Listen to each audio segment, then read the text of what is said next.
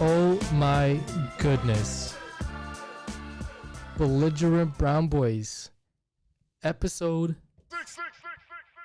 Yeah. I like it. I like that We one. back.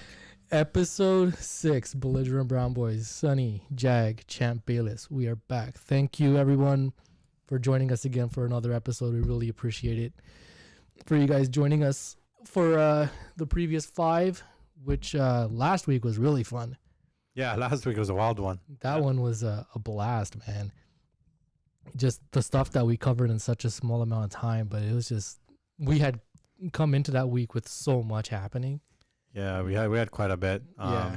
You know, maybe we even we'll start up this one with what we left off. We'll touch on Marvel. Yeah, so there was that cliffhanger from last week's episode where Champ was ready to go on a bit of a Marvel rant because we started talking about the TV shows and the movies, and I think Phase 4 triggered something in this guy. Yeah, you know what? Because I feel like a lot's happened. So, 10 years they built Phase 1, and it was a great 10 years, I would say, obviously, for Marvel, and the popularity and the growth in its I guess you could say just the growth in the industry of movie making has all been superhero movies, and that's literally Marvel's led the way in that. And I'm really not sure where it's going anymore. Like I thought Spider-Man got Phase 4 off to such a great start, and I know they got tons of TV shows now, and they're really pushing a lot of these properties and characters that they're bringing in to different directions, but it just doesn't seem cohesive anymore. That, you know what? It's I love that you say that, because that's exactly how I felt about Phase 4. Everything felt disconnected, where the Infinity Saga, everything felt like it was together. Totally. And they everything mattered. Right? Every connection mattered. If something didn't make sense, they went out of their way to fix it, or somehow add an Easter egg in the next movie to kind of make it all, piece it together. And Phase 4 has just been a wild mess. It's been like the wild, wild west. So everything feels like it's a standalone movie. Not just it's a standalone movie. It's just everything just feels totally disconnected from what they built in the original 10 years. So like, even if you look back to Iron Man 1, that was a standalone movie. There was, there was nothing like that we could have imagined that they would have done at that time that they ended up doing. But there were small hints in there. They had the end credit scene, Nick Fury kind of connected Hulk. They brought in Hulk, so they kind of started that, piecing together. Yeah, that end credit scene where Fury shows up and he's talking to Stark about the Avenger Initiative. Yeah. You knew right there that something big is about to happen, and we're headed in that direction. Mm-hmm. I think Phase 4 suffers from, there wasn't like that main goal, kind of like the first phases with Thanos, right? And I think Marvel tried to do too much too quick. Yeah, I also... And it became like it just became a jumbled mess. Yeah, let's just piggyback off what you just said. Like, I think inherently in when the first film started coming out, you knew it was like, before anything, there had to be this assembly of the Avengers, and that was super exciting. And that was even before you got to Thanos, so there was like a part 1 and a part 2. Mm-hmm. But starting with Spider-Man, we've had Spider-Man now, we've had Guardians, which, to be honest, I thought Guardians and Spider-Man's were Spider-Man, what was 3? Spider-Man 3, and then now Guardians 3. I thought were really well done. I thought Guardians as a standalone film, really closed the chapter. Not only did they close the chapter for the original characters, they built at the end of it, spoiler, it's a new team of Guardians. Mm-hmm. So I think that was really well done. But aside from that, Ant-Man, all the different TV shows, I just feel like they're just doing a lot. They're trying to fit all these different parts of the Marvel universe, and they're trying to force it in. Like, I believe the X-Men, Fantastic Four, these are all down the line. So I think, in my opinion, in the beginning, what started it all, like let's say Iron Man, Captain America, all of these are standalone movies. We knew it was going to become something big, but they're introducing the story and we're invested in these characters and these actors. We believe that they are who they're portraying. Then once we got to phase 4 and, there's no longer Iron Man, the Captain America is gone. Now they're changing all these characters, and it's not characters, for me, they're not characters I'm in love with. So it's already that's a great point. I'm already not as interested to watch these movies. And now let's say Doctor Strange, like the last one, right? It's a standalone. They're trying to make like a new story. So it wasn't interesting to me when I watched that. I also feel like Marvel, they're starting to substitute in those characters that we love with the same character but a different version. Mm-hmm. How Falcon is Captain America now. Yeah. Right? How oh man, what's her name from Marvel? Wakanda Forever. The university, whatever, the Ironheart, whoever Ironheart was, like she's essentially gonna be Iron Man, Stark, Mm-hmm. right? And I mean, sure, he's Black Panther. Yeah. Right? I mean, there's nothing they could have done about Black Panther, unfortunately, just like the circumstances, but there's no connection. Like every time I watch something, like even the TV shows, I just feel like I'm watching a TV show. Because when you watched any Marvel movie, you're always looking at, okay, how is this one connecting to this one? Yeah, that was part of what's the end of it gonna connect to, right? Yeah, that was the excitement. You went into it trying to find these little Easter eggs. How's this connected? Like you said, how's it gonna end? Right? What's it gonna lead into? And I feel like it's lost that magic, especially in phase 4. Do you feel like with Disney Plus, it changed everything and it became quantity over quality? Oh yeah, with all those shows they've lined up, and in this short period of time, especially after COVID, I think a lot of studios are trying to push out a lot of content, and there's obviously a lot of competition with these streaming platforms. Yeah, it's quantity over quality for sure now. And like phase 4, outside of maybe 2 or 3, even 3 movies is kind of pushing. I think 2 movies, which were actually at that Marvel level. Everything else is very subpar. Yeah, and just think about it. The 2 that I named, like for me, it was Spider-Man and Guardians. They were closures. Like both those films were kind of closures to the characters that, we got attached to in the original. Then what about Thor? Oh my God. So I haven't seen it. It's okay. You haven't seen Love and Thunder? I have not. So this is where I come in. Quantumania is one I'm going to watch, right? For sure. But other than that, there has been no movie, like Marvel movie that's coming out, even with Guardians. And I will say this, like I had no interest in any of them. But once I watch Guardians, I'm the same as you. I feel like that and Spider-Man have been their best movies in this phase. Let's just say like Quantumania, Love and Thunder was, it was more, it was a comedy. It was okay. Love and Thunder was a dumpster fire. Yeah, like I'm literally trying to make up reasons why. Because they hit a home run with Ragnarok. Yeah. And I think they just tried to duplicate what made Ragnarok awesome, which was unfortunate because you did not need to do that. Because when I was watching Love and Thunder, I just felt like you're trying too much to be Ragnarok. And I've already seen Ragnarok, right? Yep. that new dimension that they gave to Thor in that movie, I loved it. Yeah. Right? They could have just ran with it, but I felt like it was too forced. It was.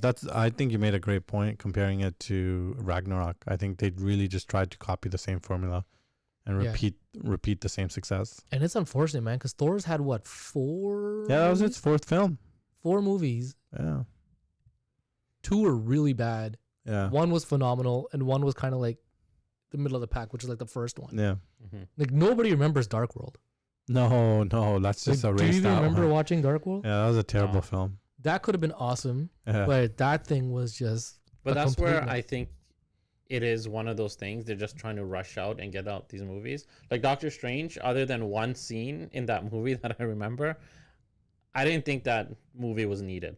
Like it didn't do anything.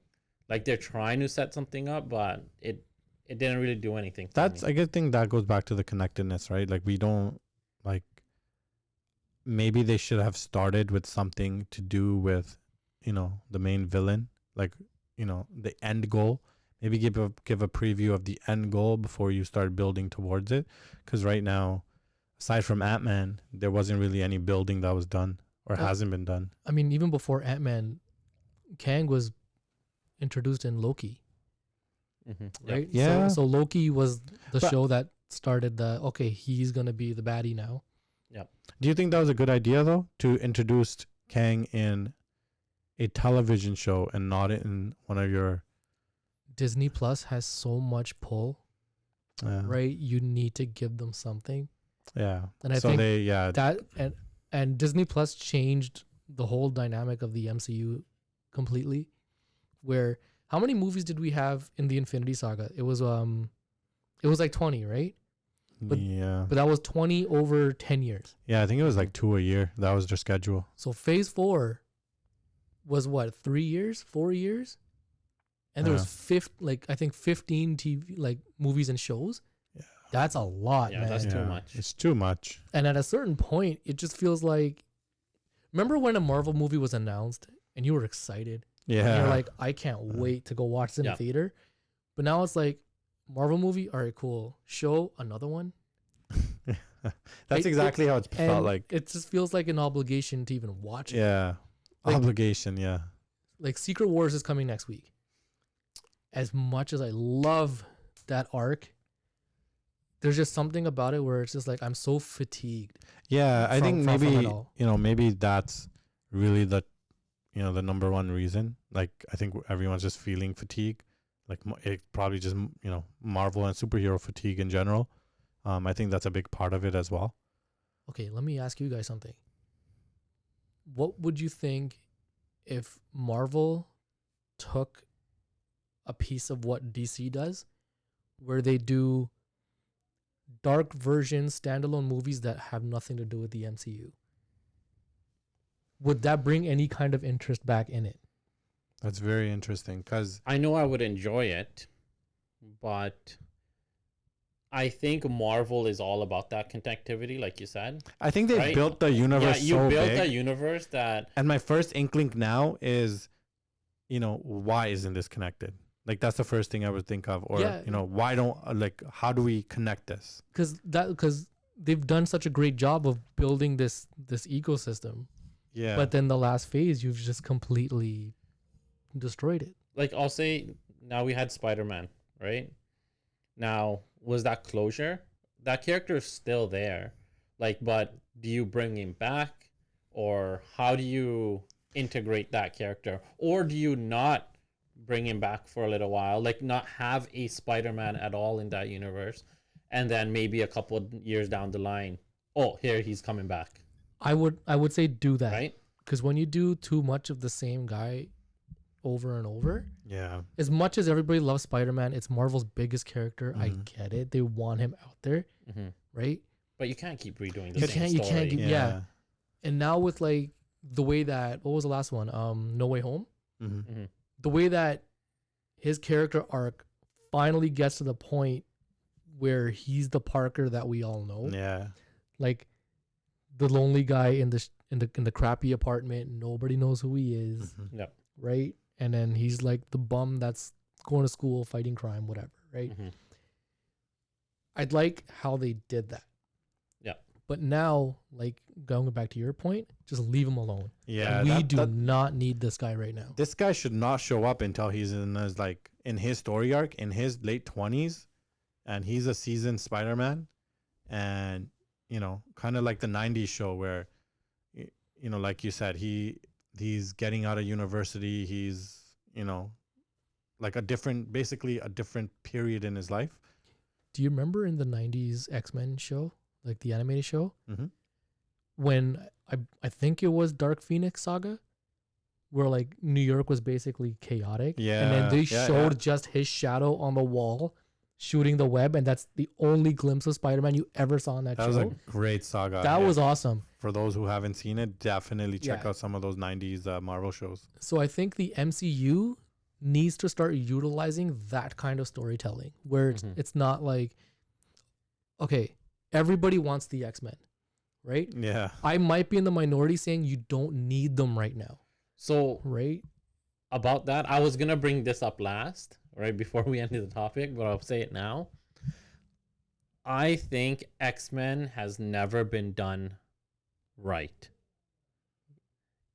I've enjoyed the movies, but I feel like having like a whole adding them into like a Marvel universe, I think there's something there, and if you do it right, I think it's gonna be a big hit. The way I feel Marvel should really take their time with the X-Men is the great thing about X-Men is you don't need to spend the time to establish these guys because they're so big. Everybody and their grandmother knows who these people are. But okay, Right? how do you like? How would you like? I can't even fathom how they would bring them in. Okay, so here's I think kind of the best way to do it. You drop Easter eggs for each character in specific movies. Like just as an example, you've got two characters walking down a hallway. Yeah. They stand in front of a door, and on the door there's a nameplate. You see Dr. Hank McCoy. Mm. Okay, you have this. I mean, they could have done this with Wakanda Forever, where they hear like like they're getting destroyed or whatever, right? And then somebody just gives out this information. Hey, there's a Wakandan in New York who can help us. And then you Yeah. hear like you see lightning Yeah. and thunder crashing. Mm-hmm. Little things like that, right? Because people will know. Like I'm getting goosebumps just thinking about it. Like imagine sitting in a theater, and then you hear thunder and somebody talk about a Wakandan in New York. So, I like that idea. I see them doing. You can do it two ways, right? One is you slowly put them in, and then when you do bring them in, they're established characters, but they're not the main focal point of that movie. And then you do a movie after where they can be the main focal point. Because let's say they come in, let's just throw them in any movie. Like let's say they come in Infinity War, right? You see somebody from the X-Men or any mutant in there. And now you do a standalone movie with that mutant. When Infinity War ends and they see that character, people that don't know that character are gonna go Google search that character. Now when that movie comes out, they're gonna know like, oh, this is the character that was there. This is what they do. Let's go watch it. Yeah, because I felt what was it? It was oh my god, what was the movie that had Xavier in it? That was the Doctor. That was Doctor Strange, right? Yeah. Multiverse. Yeah. I hated that. Yeah. Yeah. That film was a mess. No, Like, Yeah, like That was not the right place to introduce. it that. was Yeah. not. A guy like Xavier entering the MCU, you can't just do it like that. yeah, that was a big miss. Swing and miss, man, and that really bothered me. Like even in the trailer, when you heard his voice, I'm like, all right, we hear his voice. This is kind of cool, but let's kind of leave it at that. Yeah. I think you guys But- both hit the nail on the head. Like, you guys got parts of how they should actually go No, about but- this So that I think would be the best. I think that's the most ideal way to kind of bring it in. It's quicker, and I think it's more fun. But then the second way is, you know how when they started X-Men, when they had the Magneto, like they had that movie, and what was it? The X-Men, with with Phoenix and young Xavier. Like the one like the last one. Yeah, the last ones. Wasn't the last Last one one. just called Uh, Dark Phoenix? There's one before that too, no? Oh, Days of Future Past. Days Days of Future Past. So Okay, know how- that one was awesome. no, that's why I'm Yeah. like, I think they did something right there, where it's like you introduce these characters, these young characters, Yeah. right, and then you build off of that slowly, right? Like Xavier he doesn't have to be Professor Xavier with his bringing in mutants, all this together. You could do a movie with Storm or someone else, like how they built up this. Yeah, you're talking MCU. about like Like, a build few it up. characters instead of the entire X-Men, you know, Yeah. from what we're used to seeing on screen. Like with Civil War, in the books, the whole point of Civil War was the mutant registry, Yeah. right? In the movie, they changed it to what is it called, the Sokovia Accords or Yeah, whatever, to kind of Sokovia keep them in Accord, check, Mm-hmm. right? I think what they can do now is, because the whole thing with Xavier and X-Men was give mutants equal rights as humans. We're not Mhm. freaks. Just leave us alone. Yeah. Right? If you start putting that kind of narrative into these movies moving forward, That's people it. get the idea Yeah, like, that's it. okay, this is actually happening in this Yeah. universe. So somebody's there. And I think that also explains, you could say that that's where have they been. So the first question is going to be, hey, we just watched these 10 years of all these films. You know, Thanos happened. Where the hell the X-Men been? And you could literally have a narrative of they've been in hiding. This is why, right? And you can tell a whole backstory of what happened. Yeah. You know what? At the end of the day, I just want a Gambit new movie. I Man. really want that Gambit. Are we going to get one? Are we we ever came- going to get one? We came this close. They even casted Gambit. Yeah. Who was cast? Channing Tatum. Oh, yeah. Channing Tatum was supposed to be dude, Gambit, one of my favorite Yeah. characters ever. This guy from that animated show was absolutely He's probably Yeah. one of the top Honestly. 5, if not top 3, like popular X-Men. I Yeah. would say, I'd like that's been a huge missed opportunity. I'm surprised they haven't tried to, even do a solo film. So, because I That's what think I want. Gambit was supposed to be phase 3. That would've Oh, been yeah? Amazing. Yeah, that was supposed to be phase 3, and I remember hearing about it and I was so excited. Dude, and they it just had him- never happened. they had him come out at Comic-Con. They had a logo for the movie and everything, yeah, I think I remember that. but I don't remember what happened and what fell apart. I have Yeah. no idea. But it's a shame. If anything's gonna bring in Gambit and these X-Men, it's gonna be the Deadpool movies, Mm-hmm. right? Because Yeah. Deadpool is basically what, X-Force, X-Force. Yeah, X-Force. Yep. And now they have.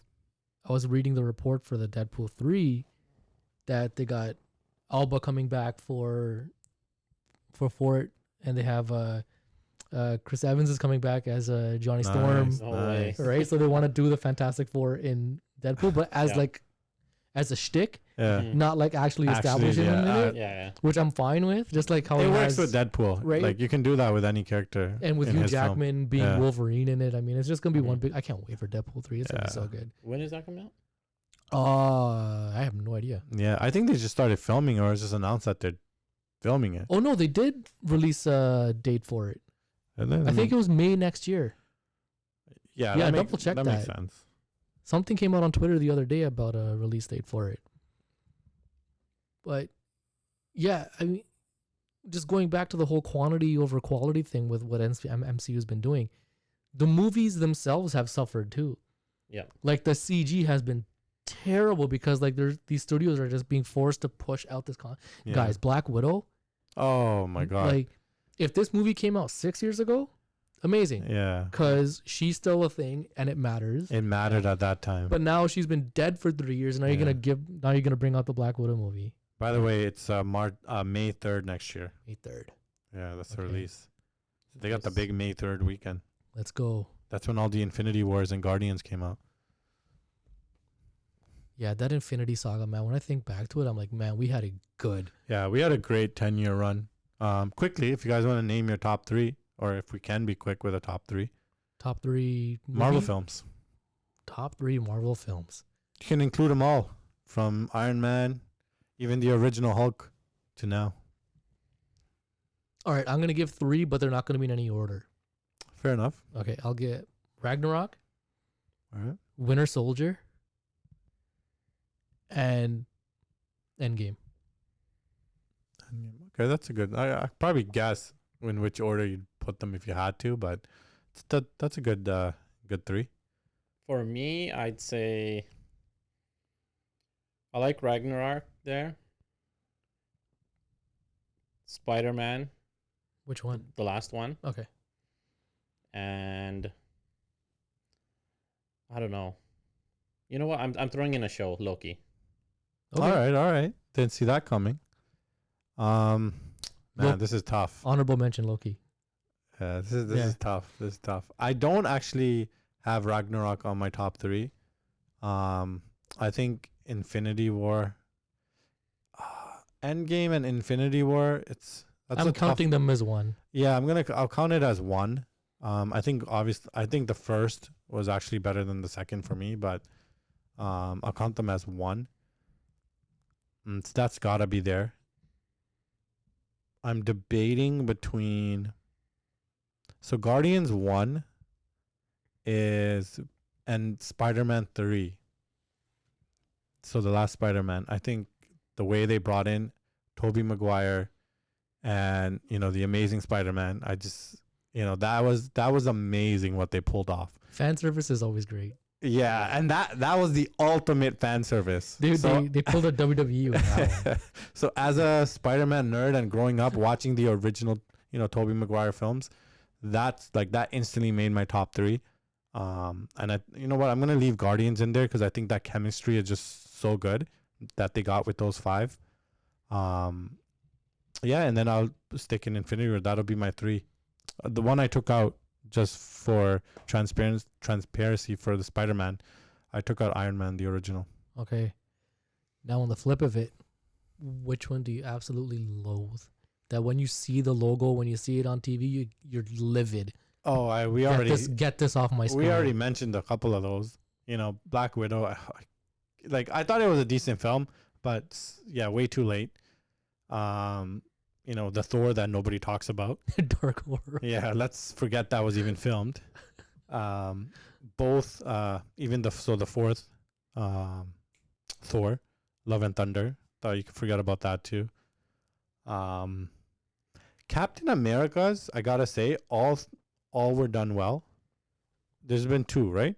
So we got Winter Soldier. There was First Avenger, Winter Soldier, Civil War. Yeah. So it's a little bit unfair since Captain America films became almost Avenger type films. Mm-hmm. So those are great. Even Ant-Man, 1 and 2 were pretty decent. What about you? Which one do you hate? That makes your blood boil. See, the thing is, it's like... That if I pull it up on TV right now, you can turn that off. No, the thing is, for me, if I know beforehand if I like the character or not, or if I'm going to like something or not, But you can like a character but still hate the movie. I did not watch Black Widow because I knew I wouldn't enjoy that. I'm like, that character's over, right? There's nothing I'm going to get from watching that. I didn't watch the last Thor movie. I'm like, I feel like, okay, they're trying to end his character. I don't know what they're trying to do. They're, right? So I'm just like, I feel like they kind of started ruining his character. They tried to redeem him at the end there, right? At the end of Infinity War, but I feel like his character just started getting worse and worse. So I wasn't interested in watching that. Fair. Right? Even Doctor Strange. I watched it. I did not enjoy it. Yeah, I gotta put Doctor Strange on there as well. I was very disappointed with what I thought. Yeah, multiverse of madness. What I thought they could have done, and I think part of that is because Spider-Man was such a high, and then those films were kind of back to back. But Doctor Strange in general was a big letdown. But that's the thing. Like the first 10 years, like everything up to Infinity War, like the first Guardians, I didn't enjoy it. I thought I probably enjoyed that the least out of all of them, probably, I'd say. And then the last one was one of the greatest films I've watched. And maybe that's just because I didn't like the whole, oh, it's fun, this, that, the character stuff, right? And then the last one was a little bit serious, and I'm just like, maybe that's just a me thing, right? I liked it. No, I think this is more consequences. I think us having this conversation and all the different films that are in our top 3 or the ones we rate are so different. I think that's what made the Marvel universe so successful. 100%. It's just like when we're talking about the comic books themselves. Yeah. Right? But please kick Eternals to the curb, man. That movie sucked. You know the funny thing is? It sucked so much I forgot it even happened. Yeah, I didn't even know that existed until you said it. How are you gonna have a story with deviants and celestials and just mess it up? You know what? So bad. I don't think there was one character or there was nothing I enjoyed about that film. I don't remember any of their names. All I remember was Jon Snow being a punk just like he was in Game of Thrones. Yeah. What is up with Kit Harington and playing these characters where he's just a punk? I don't know. I feel like he's just gravitated to the same role like over and over now. Yeah, like every time I see the guy, he Yeah. says, "Oh, it's my queen." You Honestly, know nothing, yeah, Jon Snow. I think Like, big part of it is we can't get him out of that Game of Thrones, image. So his character kind of has transcended Game of Thrones, just has followed his career now. but even in Eternals, he was such a pansy, right? Even though like his actual character is a badass, Yeah. like once he But gets that the didn't- sword going, but like But just- it didn't come across on screen, it didn't, man. right? But Internals was so bad. Another problem, sorry, I know we're kind of dragging this on, but with what they did with Phase 4 is that they gave all these rookie directors these big budget movies. Yeah. When with the Infinity Saga, you had the Russo brothers, you had James Gunn, you had Whedon, and I forgot the fourth guy.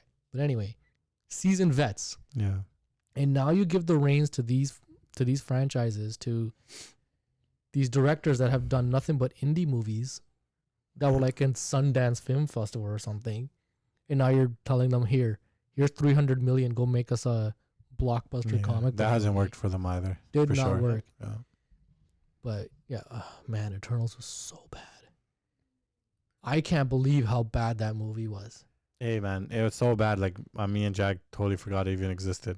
I'll agree that is on the top I think of the that list. that definitely That is takes the top. 100% top. I sat there watching that movie, and I, for the life of me, could not figure out what the hell was going on. It actually took me multiple watches to actually finish it. I couldn't sit down and just watch it in one go. I haven't been this confused watching a movie ever since I watched Primer. Oh. And to everybody out there, if you really want to feel stupid, watch Primer. Yeah, definitely watch it. Yeah, you're going to need to Google like 17 charts and graphs to explain this movie to you afterwards. But yeah, man. I feel like watching it now. Just since we brought it up, it's been a while since I checked it out. But you had such potential with that one, because when you've got Deviants and Celestials, Yeah. this was basically going to be it. Mhm. Like, this is where we're going to establish the next big baddie. And they didn't even mention the Celestial that's still on the planet. On Earth? Was it Earth? Yeah. It was, It was on Earth, right? That was Where on he's- Earth. Yeah. He's coming out of the ocean? Ocean, yeah. Oh my God, there's a Celestial on Oh Earth. yeah. And that's never been mentioned And it anywhere hasn't else. been mentioned since. Yeah. It's like they want to just erase that. Maybe that's what they're trying to do. Just erase that film, like it even, just out of the universe. Yeah, but dude, like, you have a Celestial coming out of the ocean on Earth, and no one has talked about it. That just speaks to full circle, right? That disjointedness of this Phase 4. Yeah, it's messed No. up, man. Like we trash on DC with what they did with their movies, Yeah. but honestly, man, when the Batman came out last year, that made me forget about MCU. Yeah, That, in my opinion, is the greatest comic book movie ever made. I loved it. Yeah, I actually enjoyed it as well. I wouldn't say it's my most favorite Batman film, but what it had going for it was it really went back to its roots. And, I think it was the first Batman film that showed, the detective side of Batman Yes. and the gritty side of Batman. And I think that, as a whole, the film Yeah. I would give it a 9.5 out of 10. Because this was the first Batman movie that did two things that other Batman movies haven't really done. Excuse me. One, it's make you not want to live in Gotham, Mm-hmm. right? And actually showing that the real villain is the city itself. Yeah. Mm-hmm. Gotham is the one that creates all these people that Batman's having this problem with, Mm-hmm. right? Very true to the source material. Yeah. And It was very, very, very close. and that soundtrack. Yeah, the That soundtrack. music, man. It was, yeah. That opening scene when he's walking out to beat the shit Yeah. out of those guys, and that music was playing. Oh my God, man. I think I said it like right after I watched the movie. I'm like, this is the greatest movie I've seen. Like, And for- Patterson did a for- great Oh, job. he's He- so no, good. even Yeah, he's a talented whether guy. it's Marvel or whether it's, you know, DC, like I'm like, this is the greatest film. The greatest I saw. comic book movie Yeah. ever. That's the first thing I said when that movie ended. Yeah, I forgot who I was sitting beside, but I said it right away. Yeah, I we don't saw remember. that together, right? Yeah. All of us together. So That thing had me, man. I think I've watched that movie like 7 times. I think DC still has that power, right? They've got Superman, they've got Batman. Like, you know, we've never even seen a Green Lantern film yet, and Yeah. I still think like Wait, are you sure we haven't seen Green Lantern? Oh, buddy, there is one. Yeah. I guess Ryan Reynolds been trying to make us forget for so long. You know, it's worked. Yo, I had totally forgot about Green Lantern. Yeah, well, you know, Yeah. let's just They Ryan tried Reynolds. something there. Yeah, Ryan Reynolds, Green Lantern aside, you know, I know it's been much talked about. You know, at the time, I will say I'm a huge Green Lantern fan, and it was just nice to see a film for the character. But, you know, all these years later, like, you know, we're dying for a Green Lantern film, and I hope they do it well. Yeah, it right. hasn't been done right. Yeah. Like we would love to see a nice Green Lantern, just any Justice League member movie, you know, like that we haven't seen yet. Yeah, Like The Martian. DC still got that, you know, brand power, and, you know, the Justice League of DC, you know, I still think holds massive Like power. imagine a movie with The Martian. Martian On- Manhunter, Yeah. sorry. Yeah, like imagine him, a movie just about him before he gets to Earth and at the end he gets to the Earth. And he's either trying to warn them or like do something, right? Yeah, because And was Snyder, he had him at the end of he had him the- at the end, but I'm Yeah. saying even before having that scene, I think that scene should be at the end of his own movie. Oh, like him coming to Earth? Him coming to Earth. Yeah. Him in a conflict or something, and he's coming because whatever he's running from is coming there, right? Or he needs help. DC's got a bunch of, you know, source material that they can do. It was sad to see, you know, Zack Snyder's vision kind of fall apart.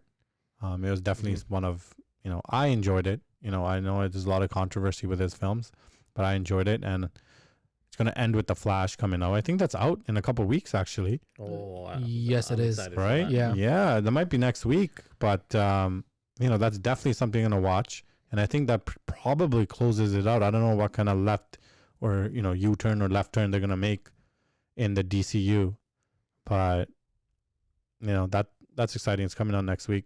Yeah, let's hope this reboot that they're doing really changes it up, because I'm excited to see what Gunn's gonna do. Speaking of reboots, so Summer of Gaming is going on, which kind of took over from what E3 was. Mm-hmm. And if you guys don't know what E3 is, E3 used to be an expo every year where video game companies, studios, publishers, they all came together and they basically said, here's what we got, here's what's coming. Get It was excited. basically a big, you know, we've got Nintendo, we've got PS, you know, PlayStation, Sony, and then we've got, you know, Microsoft, and it was just this big, okay, who's got the better new system? Who's got the, you know, better graphics? Like it was really big back in the day. Yeah. So now they basically just turned it into Summer of Gaming. Jeff Keighley, he's the one that's doing it now. And all these showcases happened. And man, have they... Okay, before we get into what they did, gaming for the last generation, like the Xbox One and PS4 generation, to me didn't feel like a proper gaming generation. Remember how Elite 360 and PS3 was? Yep. Yeah, I Right. think that was the last time gaming was at a level where, Yeah, you know, it untouchable. was top tier. Nothing's gonna get close to that. Yeah. Mhm. So I felt gaming during the PS4, Xbox One phase kind of started losing its identity and just wanted to become this one thing, Yeah. right? Where it just became service. Just go online, play online games, do Yep. this, whatever. And I felt like that took away, to me, what made gaming great was for me to pick up a controller, sit there, and play a campaign for 30 hours. Yeah, they definitely got away from, you know, Right. campaigns and, you know, the pricing model, the, you know, the online stores, the pricing models with, you know, getting expansions or getting, what do you call them in Call of Duty? You know, Battle Pass. Battle Pass, stuff like that. I think that took away from what gaming used to be at its core. And, Yeah. you know, and that was the you know, the main story of the game. Yeah. And now when you saw the transition from like the Xbox One, PS4 era into PS5 and Series X, you saw kind of these single player campaign games making their comeback, right? Because there was a point in time where EA even came out and said single player's dead, Oh yeah? right? And that really frightened me, because I'm like, how can you say single player's dead when gaming built on single player, Yeah. Yep. right? Yeah, I didn't know they said that. Like there's still people out there who they don't want to play online. Yeah. They want to pop in a game, sit there and play it, right? Mhm. So with with PS5 era and Xbox Series X era, that's what we're into its fourth year now. We're seeing more and more of these games, and it's really cool to see that they're doing this again, and more original IPs are coming out. It's not just, I felt like PS4 and 3 and Xbox One was nothing but, here's the game that was already on 360. We're just bringing it to the one. Yeah. I think Here was a lot of they recycled kept content. using the same. It was the same franchises. Like for PlayStation, like Uncharted, God of War, Spider-Man. Those are the main three. That's it. Like it's just a newer game of that, newer game of that, newer game of that. For us, like I was on the Xbox, Microsoft. We had, it was just what, Halo, Forza, Gears of War. Gears of War. Yeah. Yeah. I think And the it's problem just a newer one coming out. I think the every single time. problem that that period has had, or this period I should say, before this new generation now, the issue has been, it's been a lot of recycled content, but like you could see with Nintendo, they've been very successful with bringing out the same IPs but in a much more refreshed version. And I think there is a way to bring out those games that are fresh and new and do it well, because you have a hardcore fan base that loves those games. But I think what happened in, let's say, after PS3 and Xbox 365, they went away from sticking, like you said, to just the core, what gaming was about, and they went more for recycled content. And I feel like Call of Duty does this for me. I know there's a hardcore Call of Duty fans out there, and they love the same game. They want that same game every year. And yeah, they get away with it. They recycle the game every 2 years. Every year, is it, right? They swap publishers, but it's the same game, right? Yeah. So I get that, because you have a fan base, you have a following, so you make that same game. But I felt like every game became like that. But it takes a really good studio to put something out that they've already done, but make it so fresh that you don't even care that it's coming out again. Like I showed you guys Mortal Kombat 1. Ooh, yeah. My God. For a game that's been out for 30 years, you figured it gets stale at some point. It almost kind of did. Yeah. But 9 came out, fantastic. X came out, even better. 11, phenomenal. Now 1, they're rebooting it, and you saw the gameplay. Yeah, if you haven't checked it out, I suggest you check it out. Watch the gameplay, man. When it looks fantastic. When I saw those cameo moves, right? Yeah. And those like tag team X-rays and like cameo fatalities. Yep. Dude, what is Mortal Kombat doing? It looks really polished. It looks like a really polished game. When I initially saw that, I didn't know it was like a cameo system, right? So I'm like, are they doing something like, it's like a 2-on-2 battle now? Like all these other arcade games do. But when I saw that, okay, you pick a character just to cameo that can help you in the fight, right? Yeah. And all these different things they're doing, they're still innovating, which is so amazing. That's what you want games to do. Yeah. Like shout outs to Ed Boon and like NetherRealm, man. Like what they're doing with Mortal Kombat is crazy. Yeah, so that's a great example, right, of a game. Like I remember playing MK2 in like 1994 and 5, right? Before school, doing those fatalities, jamming those buttons, trying to do the combination, right? And look, 30 years later, they come out, they literally refreshed the game.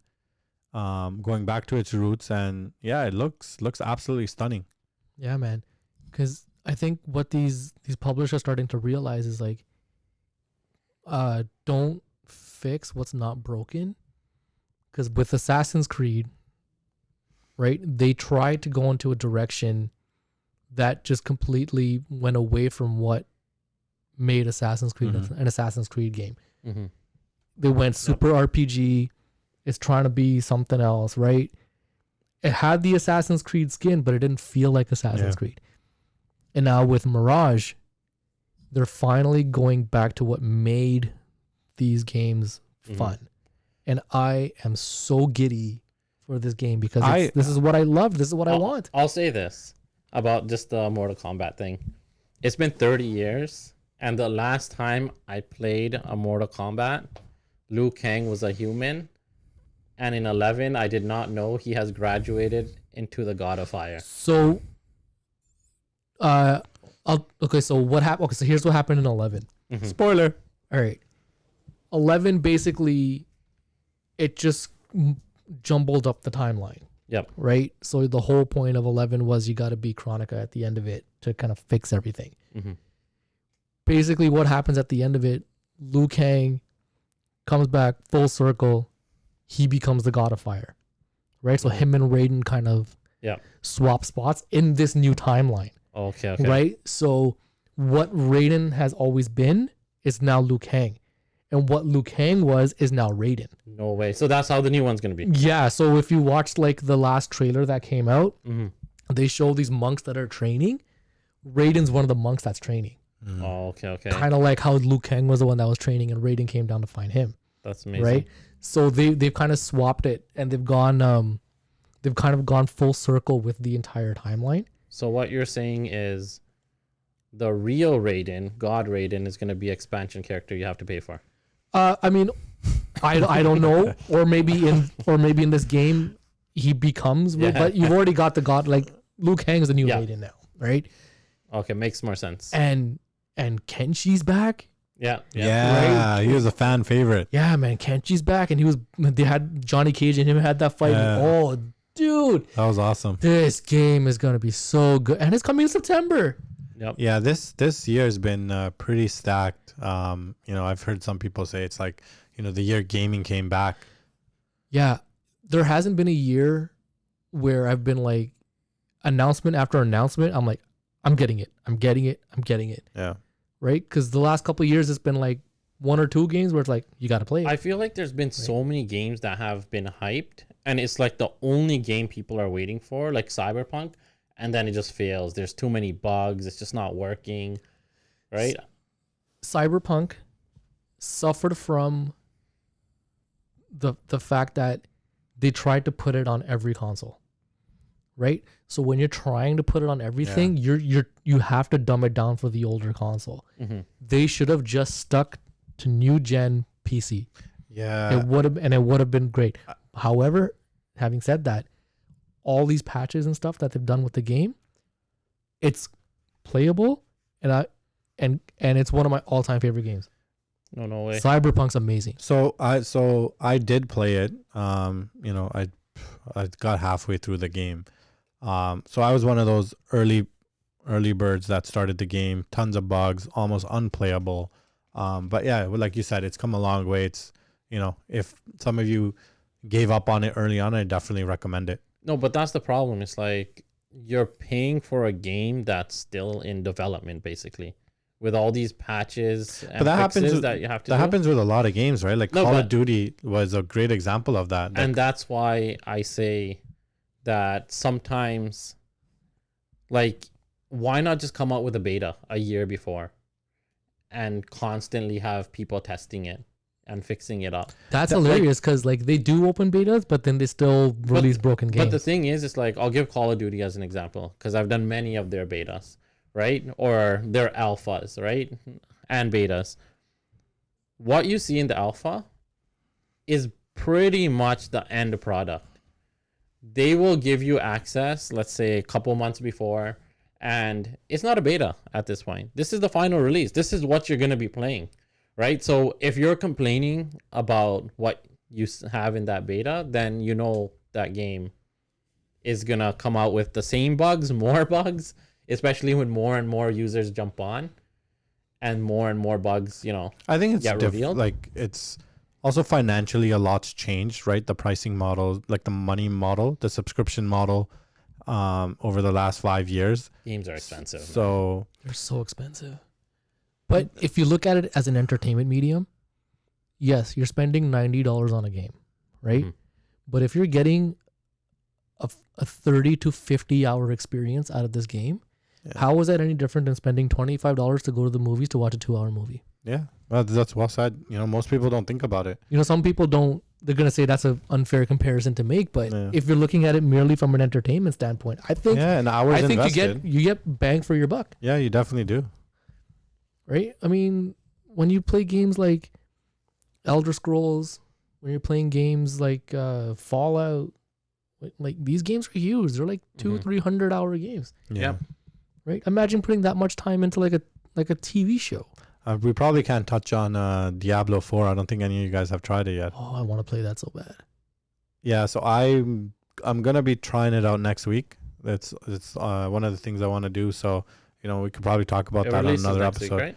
No, No, it it's came out out already. Yeah, a couple It's weeks out ago. It's Yeah, already, it's been out. Okay, I okay. think about actually 10 days, maybe a bit more than it came out last week, early Okay, last okay. week. Yeah, so Yeah. Oh, Blizzard, wait, yeah, what am I thinking of? I've seen so many clips of people's hardcore characters dying because they lag out. yeah. yeah, That's or a big yeah, problem. yeah. There was the guy that was level 99, and Level hundreds too. There's hundreds. Our guy he did 100 level in like 3 days. Yeah, but like he was at 99, about to get to 100. For some reason, he logged out and he came back and he was dead. I'm like, yo, like it takes a special someone to play hardcore. That's terrible. Yeah. All right. Basically, when we say hardcore, it means, for those who don't know, you play the game, and if ever your character dies, that's it. You He's lose deleted. everything. He's Yep. deleted. Yeah, you got to start from scratch. So, question for you guys. What is that one game that, for as long as you've been playing video games, that you can go back to over and over and over? It's like the one game that you cannot hate ever. You love it. You love it. And if you say Zelda, I'm not going to be mad. Like, what's your all-time game? Like, you're going to frame it and put it up in your That's bedroom. tough. That's tough. Because there's a few games where, you have memories built in with those games that, hold a lot of territory and space in your mind. Yeah, but there's always that one that kind of peaks above all of them. I'll just go with the first one that came to my mind, and that was GoldenEye. Bang. Let's plug in a Nintendo 64 right now. We can spend 10 hours. I'd be playing GoldenEye, no problem. GoldenEye's a good one. Yeah, that's number one for me. I would go with, so this is not on my list, but I will say Perfect Dark, Area 51, that map, I played it over and over and That's over a close again. number two. Perfect Dark was Right? awesome. Just that one same level over, even after I beat the game, it's like I kept going back to, there was something about that. That level game that I was just so well done for its time. The storyline, the different environments, the futuristic Chicago. Mhm. They had like you said, Area 51. Like, Yep. it was almost like its name, the perfect first-person shooter. Yep. So that one, I wouldn't say that's on my top. My top is the one that I could play year after year after year, and if it wouldn't last in today's world because of with all this information and people are just trying to exploit bugs and all this stuff, but it was Modern Warfare 2. That was one game online I played. I could play for 8 hours, 10 hours, 12 hours straight every single day. because that was the online experience is what got you, right? Yeah. But what about like just you campaign offline? Like what game do you have that you're like this? That would This have is to it. be Perfect Dark Okay. because that game I played, that's the most single player game I've played. I've played Half-Life. I played, all these other like Fear. I really love the first Fear. Fear was awesome, man. That was a Right? great game. That I was genuinely scared playing that. that first scene where the girl in the red Yeah. dress shows up Yeah. in the hallway. Yikes. Yeah. I love that game, but I'm just like, I played it. I had one playthrough of it, and I'm like, you don't get the same experience again if I do another playthrough, Mhm. right? It's that first time. Love it. It's amazing, but I can't play it over and over. Yeah, I again. would say a lot of campaigns are like Right? that. No, but Perfect Dark, GoldenEye is another Yeah. one where it's just like you can just play it over and over and over, right? Go back to the same levels, right? Try to beat it stealthily. Try to just run and gun everything. Yeah. There's one game that I went through the campaign like 17 times. And that was Prince of Persia Sands of Time. That was a really original? good game. Yeah, Sands of Yeah. Time Yeah. was out of this world, That was an man. amazing game. Yeah. Like Warrior Within, great. That was such a great game. What was it? Two Thrones, which ended the trilogy, was great too. But there's something about Sands of Time Mm-hmm. that if I just see it lying there, I'm picking it up, popping it in, I'm playing, I'm ripping through this campaign. Mm-hmm. Right? Yeah. Such a great That's a good game, one. man. But yeah, just going back to just gaming themselves, I think they need to kind of bring back the simplicity of games, right? Yeah, that's a good point. Because just yeah. make it a bit more accessible for people to want to come in. Because when you make it too layered, it becomes overwhelming and people don't want to play it. I think that's what happened with they got away from the campaign, started putting a lot of resources into multiplayer, online, all these different modes, right? They really got away from what Yeah. made gaming, so great in the first place. Let's be honest. Wii Sports, Oh, that was The- amazing. the concept of Wii Sports was like, all right, easy enough. But the amount of hours that went Yep. into Yeah. Wii bowling, trying to get that sparkly ball, right? The tennis and the baseball, the Wii in general, because it was so simple and fun, Yeah, Nintendo's always done right? their ideas. I feel like they've always been a little bit ahead of the curve with their ideas, and they're never afraid to try something and see if it sticks. They kind of blew it with the Wii U though. Like I got the concept of what they were trying to do with Wii U, Yeah. but it didn't. I think the Wii U was just a prototype for what the Switch ended What up. this, yeah. And the Switch ended up being. But look, right? now they got to the Switch, right? So that you want that's what you want to see in a marketplace, right? You want companies to innovate and try. Yeah, some things might suck, some things might fail, but you want them. This is what happens, right? When you're only focused on money, and I feel like that's where all the Xbox, Microsoft, Sony, they got into that whole war with which is better, fighting for the gaming space, and got away from what actually made their consoles great, which were their original IPs and their content. Yeah, man. Because when that original Xbox came out and they dropped Halo, the time that I spent on Halo, and when they did LAN parties. Okay, we had LAN parties when the original Halo came out. There was no online, whatever, Yeah. ecosystem for you to Yeah. just hop on with buddies. You had to bring consoles into the same room, hook them up with Ethernets, get a LAN going, and you're playing death matches on ATVs. Yeah. But yeah, that's. I really hope gaming gets back to that, man, because I haven't felt this excited for games in a really long time. Yeah, and I honestly, I muster up 5 hours a week maybe to get in some gaming, just for old time's sake. But I've been hearing and I've been seeing a lot to say that gaming is coming around a lot, coming around again this year. Yeah, now it's gonna force me to finish God of War because with all this stuff coming out, I gotta have that wrapped up before I can start getting anything else.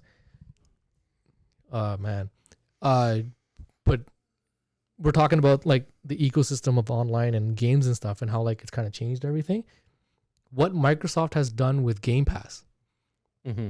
is it blows my mind, Yep. right? Because almost everything, I said 90% of the stuff that Xbox showed at Summer of Gaming, day one Game Pass. Does PlayStation have an equivalent? They do. I forgot what, so they have PlayStation Plus and they have different tiers of it. Mm-hmm. So that top one is kind of their version of Game Pass. Okay. But I think with the Sony one, if you want to play older games, you can't download them. You have to Like play online. You're kind of streaming thing? them. Yep. Yeah, so like you're streaming, like you're basically cloud gaming. Yeah. Where with Game Pass, when they release like older games, then you have the opportunity to download it. What's the equivalent like with Game Pass for the year? What's the equivalent like buying 2 games? Okay, so for the year, Game Pass is like $170. Right? That's amazing value. So that's basically 2 games if you think Yeah. about it, right? The amount of games that I've downloaded, played, deleted, right, in the last, let's say, half a year, if I were to go to the store and buy these games, easily $600-700, Yeah. easy, right? But I'm getting it all for $19 a month Yeah. Yep. or whatever it is. Yeah. 18, The 19, quality of whatever it Game is. Pass is way above the others. Yeah, and the fact that like the first party stuff comes on day one, like it's nuts. That's yeah, pretty that's amazing. pretty nuts that Yeah. they're able to do that. Like Forza Motorsport's coming October, September. That's day one. MLB The Show was day one. Mhm. I downloaded it, didn't play it, but it was just there. It's kind of like when Steam, when you just load up games in your Steam Yeah. library and all the Far Cries are $7. Yeah, let me Sure, buy why these. not? Let me buy one day I 5 may want to games, play No, it. but that's what's amazing about it is like, let's say a game comes out, and now you get to demo it before and decide whether you want to purchase it or not, right? No, these are full games, bro. No. What I mean is, Oh. how long do you have to play it? As long as it's on Game Pass. Oh, is it on like multiple months? As long as the game is available on Game Pass, you have that game. Oh, I thought it was like it's only there for like a week or like a month. No, man. Mortal Kombat 11 has think- been on there forever. I think what they Oh, do is man, almost that's like amazing. it's almost like Netflix, right? So they'll Yeah. rotate games in, Mhm. rotate games out, depending on popularity and Yeah. what people are playing. And they give Okay, you a that's heads cool. up. They give you like a 1 month heads up. Like, all right, these games are taken off. Mm-hmm. So you download it now, play it, or if you're Yeah. already playing it, finish it. It's gone. Mm-hmm. So, but one thing is like, let's say you download a game from Game Pass and they take it off. You can buy the game at a discounted price because you already played it on Game Pass. Wow, that's cool. Yeah. So like it's not completely lost, but It's a well thought out structure for sure. yeah. That's like Is it built into? I thought they were gonna do a whole subscription thing with like their gold pass or whatever. well, Like- okay. So gold is they're online to just play online. Yeah. So now and then Game Pass is a separate thing, but I thought they were gonna combine it. Yeah. they've combined it. It's called Game Pass Ultimate. Mm-hmm. So that gives you the Game Pass plus gold, Mm-hmm. right? Yep. But there's no point in having Game Pass if you don't have gold because a lot of the games have online Online. components to it. Yep. So you want to have both of it, right? Yeah. So that's why I grabbed the Ultimate. It makes sense because I play online. You get to play the campaign games, Mm-hmm. right? And it's all You get the best of both worlds. you get the best of both worlds. Speaking of 2 worlds, I know we're going crazy right now, but the finals ended. Yeah, we Stanley gotta Cup and NBA finals. touch on that for sure. It's coming to the I think Sorry, go on. no. So it pretty much came down to how we predicted it. Pretty much. We knew Denver was pretty much gonna roll over Miami. I think I did say Denver in 5. You did. You Yeah. did. Yeah. I said. I think I said sweep. You said sweep, yeah. I may have Um, been the only one that gave Miami 2 games. I think I said 6. And then even Vegas. Vegas, you said 7? No, you said sweep.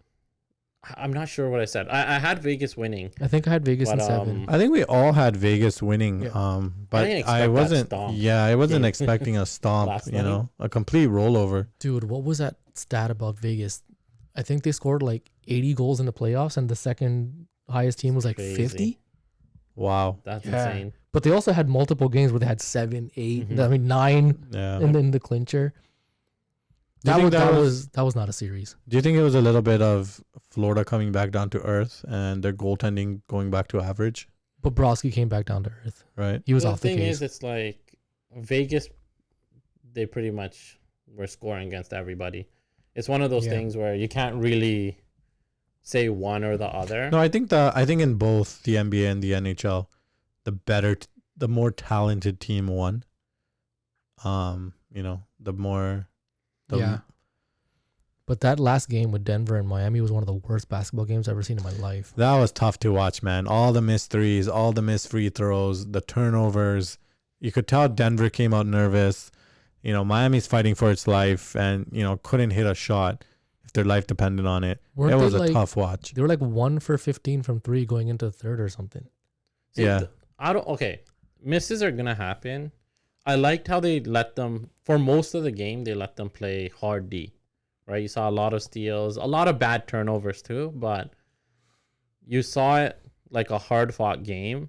But then you see these 1 or 2 calls that the ref that try to dictate the game. Like, you know, that Jimmy Butler 3 where there's no foul on it. Aaron Gordon's junk got him. So I'm still waiting for and he's kicking out. Yeah. He's the one creating. Yeah, what was contact. what was the context after to say that was a I think foul? it was he didn't give enough space. Right? That's the only thing they could really say. That's the only excuse they ever give is Yeah. they have to give the guy landing space to land. But give me a break, bro. So they put that rule in basically just to give them a pass. No, it's not even that. It's any call that's made. I've noticed you can defend it very easily. Like you can just make up something. Yeah, the refereeing in that game was terrible. But you know what? I never felt watching that game that Denver wasn't gonna win. Yeah, you were telling me that when Miami was up 10 going toward into half or, you know, close to it, they were still the underdog. Yeah. Vegas still Vegas still had them 2-1 underdogs. And it just the way the game was flowing. And I just think the skill difference was, you know, the skill gap was just too much. And, you know, Miami had a great one. It's crazy to think Miami's made it to the conference finals 3 out of the last 4 years. That blows my mind. Yeah. Right? And I like what they did this year. I think they just came back to, you know, the means. They were shooting the lights out to beat Boston. You know, they made it this far, but, you know, they went back to who they were all year, right? Dude. They couldn't shoot, Yeah. right? If their threes aren't falling, no one else is going to get points other than Butler. Bam showed up, was amazing. But, you know, Denver stacked. You know, they're finally healthy. And it was good to see Joker kind of, you know, end the year with the chip because it kind of fulfills that story arc, his 2 MVPs. You know, they kind of get validated. like he's good now. There shouldn't be any more criticism in the upcoming years. No more discussion. Yeah. Yeah. It's a wrap. This guy got his ring and nobody can say anything to him. Now he gets his respect. Yeah. Yeah.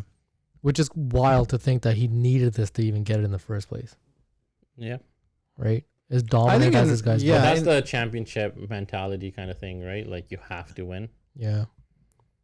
Yeah, I think having a chip and not just winning the championship, but also the historic run that he had kind of cements him in, you know, almost a top 20 conversation of all time. Yeah, he set some dumb records in this playoffs and he broke a lot of them too. Most points, most rebounds, most assists. Yeah, most triple doubles too. Yeah, that's crazy. Yeah, and He had an all-time playoff. Yeah, and your boy KCP got 2 rings too now. But Does that team stay together? Denver? Yeah, like fully. Yeah, I think they absolutely. I don't think so. I think aside from making tweets, who do you think? Everybody's under contract except I think KCP, who has an option. I don't know what. Okay, I like Michael Porter, but I think they might have to get rid of him. He's making like 33 million. He's getting paid, and he did nothing in the last 2 series. Like, okay, actually, you know what? I'll take that back.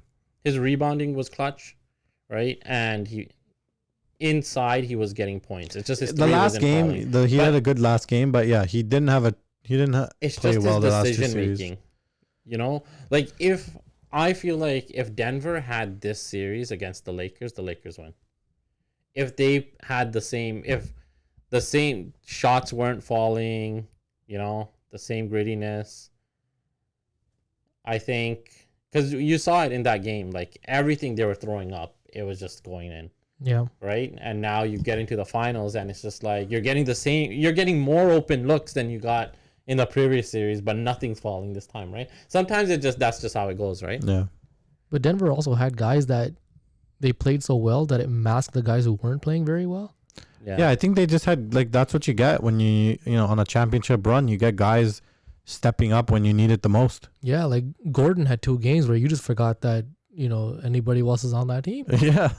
Yeah, Right. you know And what? you need that. You Yeah. need those performances. And You need that in a playoff run. Like Bruce Brown won them a game. Brown, yeah. Look, they beat Booker, KD, right? They took out LeBron, AD, right? Who was the first? They took Mini out, so they took out Cat and Edwards. Edwards. right? Like that's an amazing run just to get to the finals. Oh, and Gobert. Gobert was on the team too. Oh yeah, and Yeah. Gobert. So, all credit to Denver. I'm not gonna take anything away from them.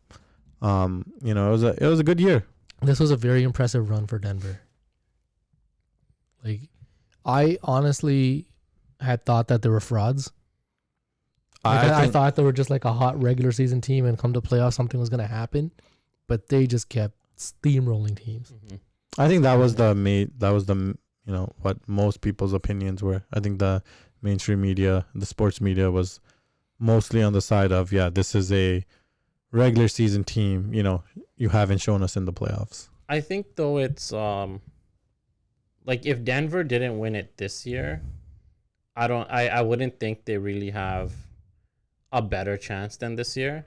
And I know they faced great players, but every year that they didn't win, there's a team that was just slightly better, right? This year, every team that they faced and going into playoffs, it's not like they were so much better that the other team couldn't compete. It's that the other team just had major flaws, right? Yeah. So they should have won in all of these series. And I don't really think there's a series other than maybe the Lakers series.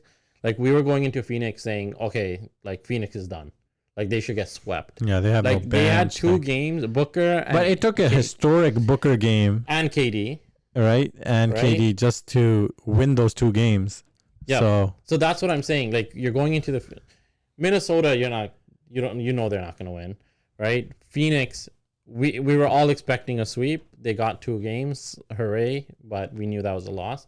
Lakers series was the only one that everyone had the Lakers, right? So that was their only test, and I feel like they brushed it aside like it was nothing. yeah, it was a sweep. you can say that, but at the same time, everything went right for them that series too. But they're part of that, right? That's their skill. That's their talent. Like it went right for a reason. No, but that's why I say that this was their year, right? If they did not win this against Miami, you're not going to get a better chance than this year. Yeah, that window would have shut real quick. You know what? I disagree with you guys a little bit. I think yes, this was huge, but I think their window. I think the next, as long as Jamal Murray, I think that's a big factor in this. He stays healthy. I think they got a window for another 4 or 5 years. Yeah, but that's also assuming the teams around them don't get better. That's what Right. people don't account for. Yeah. Yeah, teams will It's- get better, but you're saying that Denver won't make changes and they're gonna their team is young. No, absolutely. They're not on the old side. But what I'm saying is like, if you're the West and you're seeing what Denver's doing, you're gonna want to stack up too. You can stack up, but you don't got a joker. There's no other That's joker in true. the league. Right? I think that he's that big of an X factor. If everybody's calling him the best player in the NBA, No. Giannis may have He's an not. argue. He's a top 2. At this time, he's the top 2. I mean, because he's champ, he's probably the best right now. Yeah, he won the championship, so we give him the number 1 spot. Right? Jag obviously, doesn't want to let go of LeBron, but It's not LeBron. Giannis is the best player in the world. that's what I said. Okay, Giannis, Joker, 1, 2. Put them in any order you want. There's only 2 of those guys, and But you're right. If on any team, like, do you want anyone other than Joker? This guy's giving you 15 boards, can score on anybody, right? Can pass. as long as they come it's back just with his the same defense, hunger. and I don't think like his defense is that flawed. Like he's still a big guy, gets down the floor. He actually puts effort in to get back. So Unlike some people. yeah, no, I think you can make that argument that there's probably no one else you want. So I'll give them another, couple years. I think they'll be contending. For sure. They'll be a great team. They'll be a top 5 team, but you can't just say they're gonna be winning championships. No, and I'm not saying that. Right. I think we throw around the term dynasty too loosely, and even with talking about dynasties like KC, the Chiefs, like you won 2 Super Bowls and we calling you a dynasty. Like it used to be you won, first of all, 3 minimum, and you were great for a long period of time, 5+ years. Now we just throw it around like, what's Denver done? They've been great in the regular season. They had 1 great playoff run, and the second one they won a championship. For Like, Denver, put on the yes. brakes. For Denver, I will give you, yes, you can't have those conversations. Like, it's way too soon. It's just way too soon for that. I don't even want to talk about that. But the KC thing, the Chiefs, they've been so dominant. They have 2 Super Bowls. They can easily have 3. So Yeah, so I want to because they've been so dominant, I don't mind people saying they're a dynasty. So I want to correct something. I'm going to take offense to that because I'm a Pats fan. The Pats were the real last dynasty that league had, all right? and that's true, right? Like if their dynasty run is happening right now, that should, like, calling a team a dynasty should be at the end of their run. Okay, as a Pats fan, okay, so I wouldn't say I'm a Pats fan. I would say I'm a Tom Brady fan, right? He's the first player that I gravitated towards, all like the winning. He's who I watched. He's who I wanted to win. Now, as a Pats fan, was there ever a year where you're just like, okay, we got this. We got this. Every single game. Every year. Right? Every And year. Super Bowl? Yeah. Like, no matter what, against any team, you never said the other team can win. From the Like, there's first a chance. from the first Super Bowl that Brady won with the Pats. Mhm. Every year after that, I'm like, it's ours. It's ours. But was there ever any doubt that, okay, we can lose this? No, I never had it. And the ones that we did lose were extraordinary circumstances. That was the Brady. But that's the Belichick thing. factor. So I feel like those 2 against Eli. Come on. Eli and Philadelphia, The Philly one, if Brady caught that pass, that game's over. Yeah. They have that Super Bowl. yeah. But those 3 games, I feel like those 3 games he should have had. But then you can also look at it like there's a couple of games where you're like, okay, the Atlanta one, right? It shouldn't have happened, right? Same thing with. But it did. Yeah, Because Brady's the GOAT. But then the Seattle one, it shouldn't have happened. So, But that's it did right. because Pete Carroll's a moron. Pete but Carroll, that's why- Russell Wilson. I'm just like, That one I take. I love that one. All right, let's go back to that game for a second. Even if Pete Carroll's in your ear saying this is the play, you as Russell Wilson are like, are you high? no, Yeah. but No, I'm. That's I'm where doing you. this. Yeah, that's where you step in as No, the no. quarterback and say, no. This is what we're doing. I think we've seen enough of Russell Wilson in his contract demands and and what he says, right? In his, in Denver, right? Private office. I need, this what's that called? He asked parking, he asked parking for all space. that? He Wow. wanted Parking space, like office, like he demanded so much stuff. So there was already reports when he was in Seattle. I was one of those guys that's like, free Russell Wilson, right? I'm like, free him, right? Because he deserves better. But now I've realized that really he was selfish. He wanted that play. He wanted to throw and be the hero because he knew I that agree if with he Jack. hands it off, Marshawn Lynch is the hero Okay. of that entire game. Yeah, Jags convinced me. He's Right? convinced But me. Wilson wanted to be the hero. I never thought of it that way, and that just makes it even more hilarious. Yeah, it does. Right? Man, but that Seattle team though, Legion of Boom, those guys were scary, man. Yeah, you know what? I felt horrible for those guys, but obviously, I felt great that happened for the for Brady and the Pats. But Seeing Sherman's reacting on the sideline, You know what? That would be a meme forever. when Butler made that interception. Oh my god! that meme is gonna live for the entire life of the internet. Oh my god! Speaking of the internet, so remember last week we had the that talk about the UFOs and stuff. Yeah. Okay. And I made that remark about, somebody telling you that there's a 7-foot alien that's going to be coming out on stage. Go take a look at it. Did you guys see what happened in Vegas? Okay. I did not read the story, but I heard that like people are coming out saying they saw stuff. So 911 call goes in to Vegas police, right? A family is saying that there's 2 8 to 10 foot aliens in their backyard just standing there staring at them, right? Mm-hmm. Cop has body cam footage of something falling out of the sky in that area, right? The cop said himself that he would never entertain a call like that, but because they saw what they saw, he's like, we need to check this out, right? So I thought that was hilarious that, we had this conversation and literally the next day there's a family saying there's 8-foot aliens in our backyard and they're staring at us. Can you please send a cop out here? Oh, man. But, okay. How long did it stare at them for? And did they not have a camera? No, but that's what people were asking, right? Yeah. But the dude was like, I'm not thinking about grabbing my camera. But there's an 8-foot alien staring at me in my backyard. Dude, if you're at home and you're just washing the dishes and you look out the window and there's an 8-foot alien staring right back at you, there's your a first shock reaction factor. isn't, hey, wait, let me grab my phone. Yeah, let me get photos of you. I totally agree with that. Yes and no, because we've seen people in like danger and life-threatening situations and they have their phone out. You know what? And you know what? Everyone has their phone like beside them, near them. And I can understand if it's like one person, but the entire family. We make a big gripe about that, right? People just pull out their phone. Someone's like literally dying on the other side of the street. First people's reaction is, let me record this and put it on Insta Live.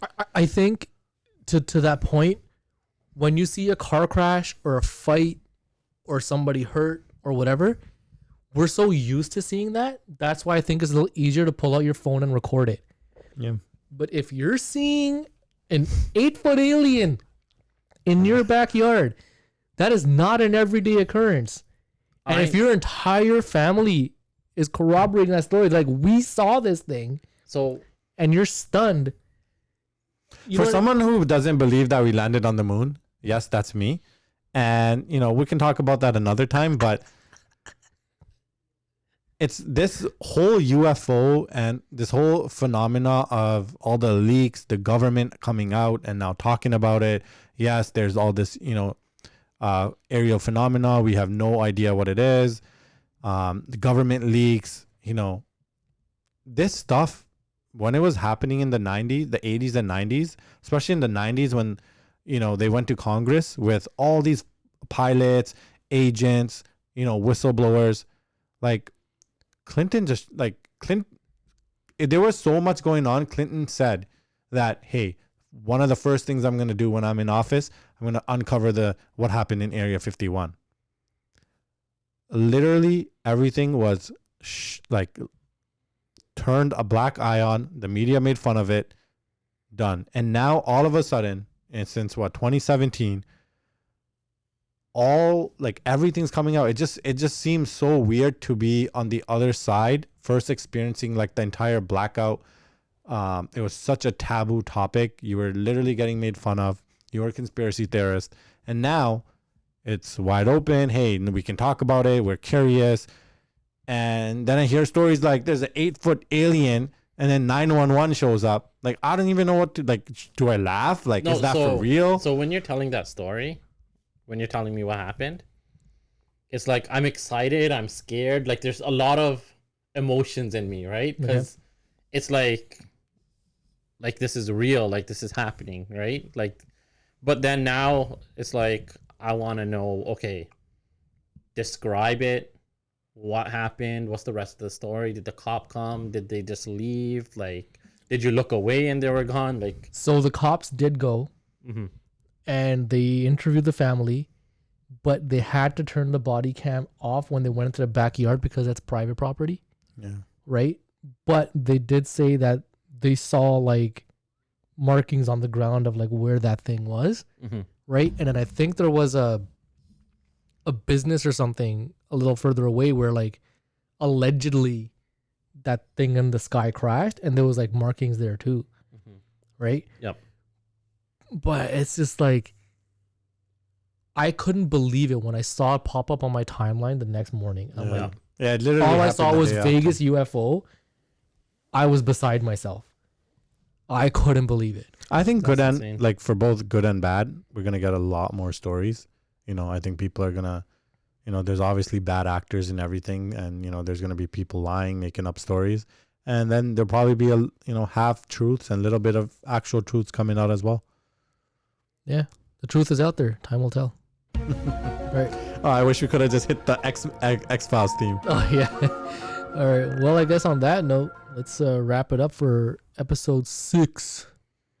Again, thank you everybody for joining us for these last bunch of episodes, and just like, subscribe, share, follow us on all socials.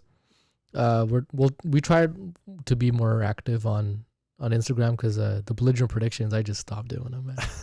You know what? I think couldn't do it. it's a little bit of it just sports fatigue. Like, It is we're at fatigue, the end yeah. of all the seasons. We just got, baseball going on now until, football. Once the NFL season starts picking up, we'll probably start picking up more on sports as well. Hey, maybe we might even do Belligerent gaming if you guys want to see us play Mortal Kombat. Yeah. Yeah. Maybe the launch. Times it's out Yeah, there. we'll do something like that. But anyway, thank you everyone for joining us. Wherever you're watching, wherever you're listening, we appreciate the support. And we'll see you guys for episode 7. Peace out.